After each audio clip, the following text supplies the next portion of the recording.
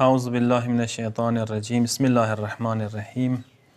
یو ډیر مهم موضوع څه لازمه ګڼم څه خبرې ورباندې څو کلیپو کې وکړم. هغه دا دی څه معاشرې کې ګناه ویلې عام کیږي، ګناه ویلې پرشنیږي، ګناه ویلې پیلو کیږي، څه وجوهات دي، اسباب دي.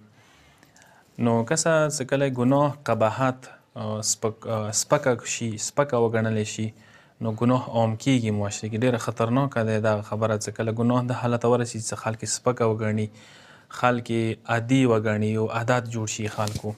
نو د عادت څنګه جوړیږي، کسه ګناه څنګه پیلو کیږي، ګناه څنګه پرشانه کیږي، ګناه څنګه عام کیږي.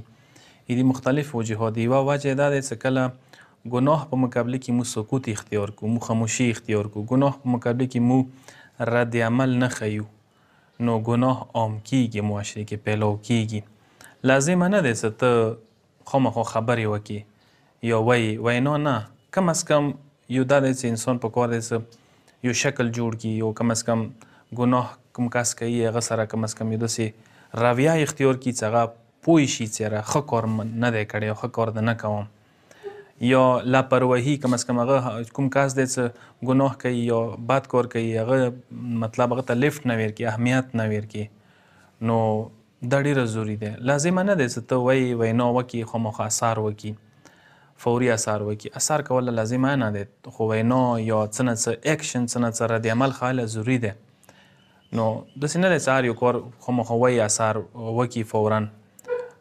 مثال در کوم، مثلا اذان دی ویللی ثواب لري. انسان که اذان وویله مسجد ته چوک نه راغلل، نو بیا هم خپل ځای کې اذان، خپل ځای کې ثواب شته دی. یا تو اکثر روایاتو کې راغلي امر بالمعروف دوره زیات اجر دی، دوره زیات ثواب دی. سمندر په مقابله کې یوه قطره نور عبادات داسې دي لکه یوه قطره سمندر په مقابله کې. امر بالمعروف لکه سمندر وي، دوره ثواب لري.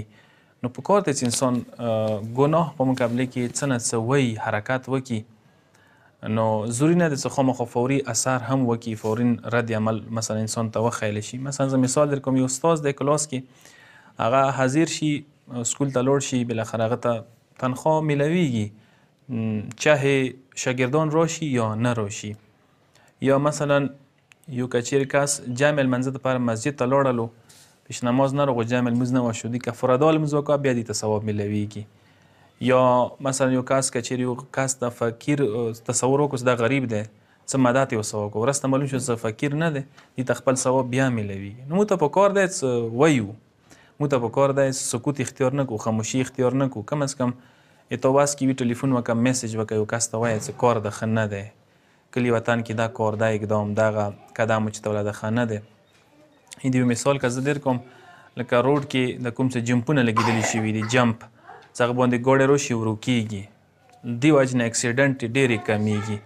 ما و تاسو اندا کردار ده کولی شو یو جمع حیثیت سره، مطلب د معاشرې کې هغه کسان چې هغه ګناه طرف ته معاشرې کې فساد فتنه هغه څه معاشره خرپوي، هغوی دپاره یو جمع حیثیت پیدا کولی شو. کم از کم که ختم کېږي نه، نو تعداد یې کمیږي، ګناه تعداد کمیږي. نو کوشش وکړو چې کم از کم ګناه په مقابله کې سکوت اختیار نه کړو، خاموشو کسانو نه حساب نشو، تا دا چې معاشرې کې ګناهان کم شي، ګناهانو ته لیاره ونیولی شي. والسلام علیکم ورحمة الله وبرکاته.